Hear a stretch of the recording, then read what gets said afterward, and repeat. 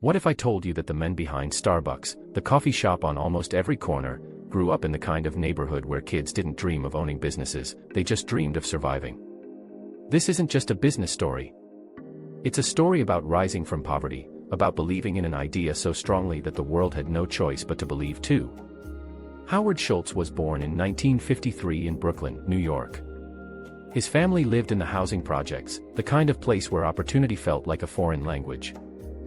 His father was a truck driver who never earned more than $20,000 a year.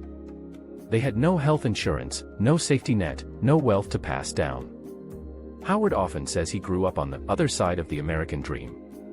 But deep inside, he carried one secret: he didn't want to stay there forever. Sports became his escape. He earned a football scholarship to Northern Michigan University, the first in his family to attend college. But after an injury, the scholarship ended. He worked odd jobs, sometimes selling his own blood, just to pay tuition. When he graduated, he wasn't sure what to do. But one day, while working as a salesman for a coffee machine company, he walked into a small Seattle coffee store called Starbucks. At the time, Starbucks was just a tiny business selling roasted coffee beans. Nothing fancy. Nothing global. But Howard felt something there. In 1983, Schultz traveled to Italy. In Milan, he saw something that changed his life: the Italian coffee culture.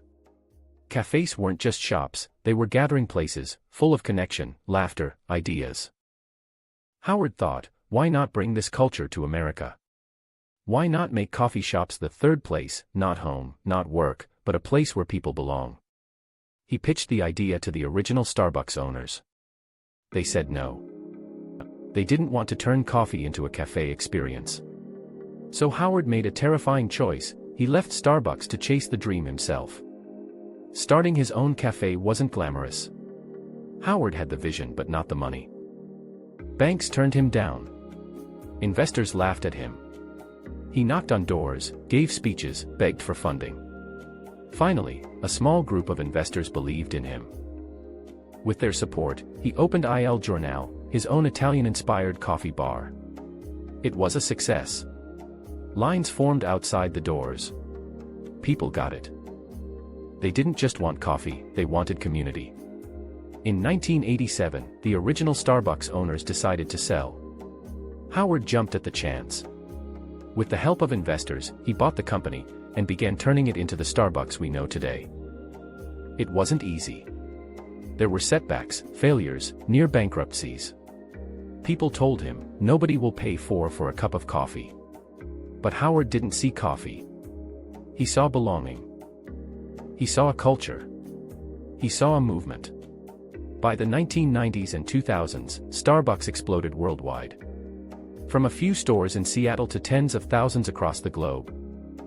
Howard Schultz became not just a CEO, but a symbol of what was possible when you refused to let your circumstances define your future. Howard grew up poor, the son of a truck driver who had no opportunities. He could have accepted that life. But he didn't. Instead, he built a company that created jobs for hundreds of thousands of people. A company that changed how the world drinks coffee.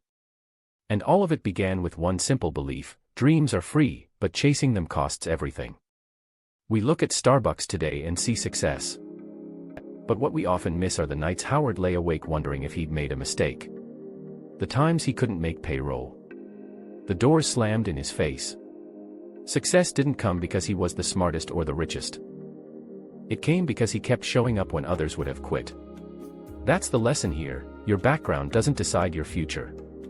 Your persistence does. So the next time you think your dream is too big, remember this: a kid from the projects of Brooklyn built a billion-dollar global company, not because he had everything, but because he refused to let no be the final answer. Now, here's the question for you: what's your Starbucks? What's the idea, the passion, the dream that you keep pushing aside because people say it's unrealistic? Stop waiting for permission. Stop waiting for the perfect time. Start building. Start trying.